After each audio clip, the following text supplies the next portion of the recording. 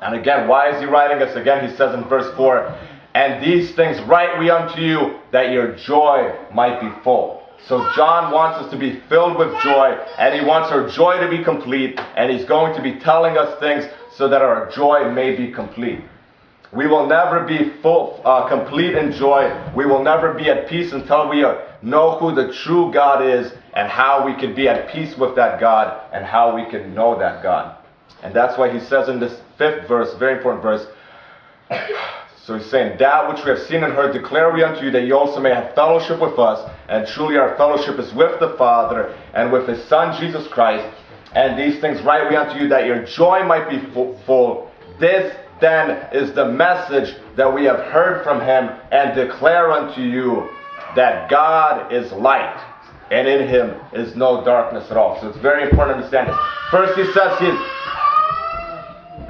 he says that he knows the true God, and that he has fellowship with the true God, and he wants us to have fellowship with the true God. And then he says he's writing these things so our joy might be full. And what is the message that he wants to get across to us? What is the message that that Jesus Christ told John?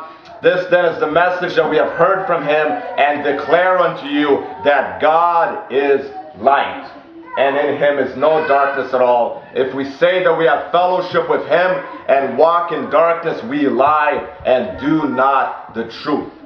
So it's very important to understand the message that Jesus Christ revealed to John, the message that God revealed to John, is that God is light. What does it mean that God is light? It means that God is holy, that God is without sin, and in him is no darkness at all. God is spirit, in him is no flesh at all. God is life, in him is no death at all. God is love. He has no hate in him. So God is light, and in him is no darkness at all. If we say that we have fellowship with him and walk in darkness, we lie and do not the truth. So he's saying people out there say that they have fellowship with God, that they have relationship with God, and they have a relationship with God's Son, Jesus Christ, but they are walking in darkness. John says these people are liars. They do not have fellowship with God. They do not have fellowship with Jesus Christ. If we say that we have fellowship with him and walk in darkness, we lie and do not the truth. It's important to understand here as well that there are two kinds of darkness. An unbeliever is always in darkness because he does not believe in the true God. He does not believe in Jesus Christ, and he is in darkness. But a person who believes in Jesus Christ can also be walking in darkness. That's why the Apostle Paul says in his 5th chapter in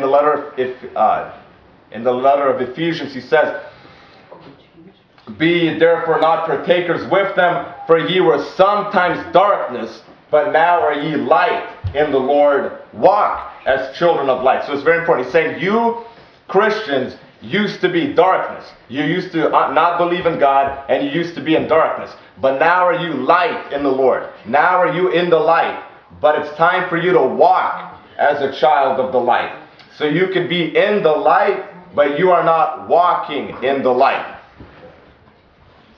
Walk as children of light, for the fruit of the Spirit is in all goodness and righteousness and truth, proving what is acceptable unto the Lord, and have no fellowship with the unfruitful works of darkness, but rather reprove them, for it is a shame even to speak of those things which are done of them in secret. So it's very important. A person who lives in sin, who lives in darkness, is not having fellowship with Jesus Christ, is not having fellowship with God. If we say that we have fellowship with him and walk in darkness, we lie and do not the truth.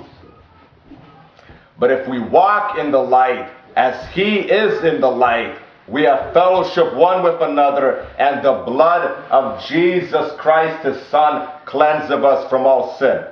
So he's saying a person who lives in sin and is not repenting of his sins and is just walking in sin is in darkness, and he doesn't have fellowship with Jesus Christ.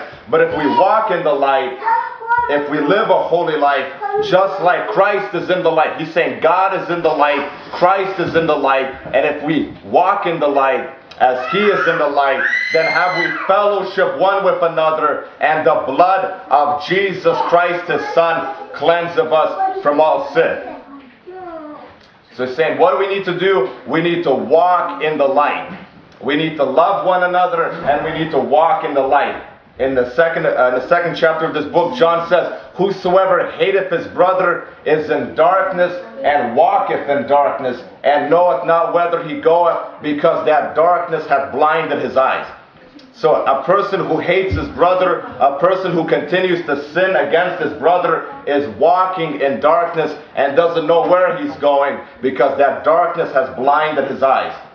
And if you're hating your brother, John says, he that loveth not his brother abideth in death. So not only are you walking in darkness, but you are abiding in death. So a person who is openly living in sin and committing sin is actually hating his brother and walking in darkness and abiding in death, and not abiding in Jesus Christ. It's very important. He's not walking in the Spirit. He's not walking in the light. He's not abiding in light. And he's not abiding in Jesus Christ. All of these things are a person. Light, Spirit, love. It's all a person, Jesus Christ. He is Spirit. He is light. He is light. He is love. All of these things point to a person. And a person who is committing sin and doing acts of sin and not repenting of those sins is not abiding in Jesus Christ.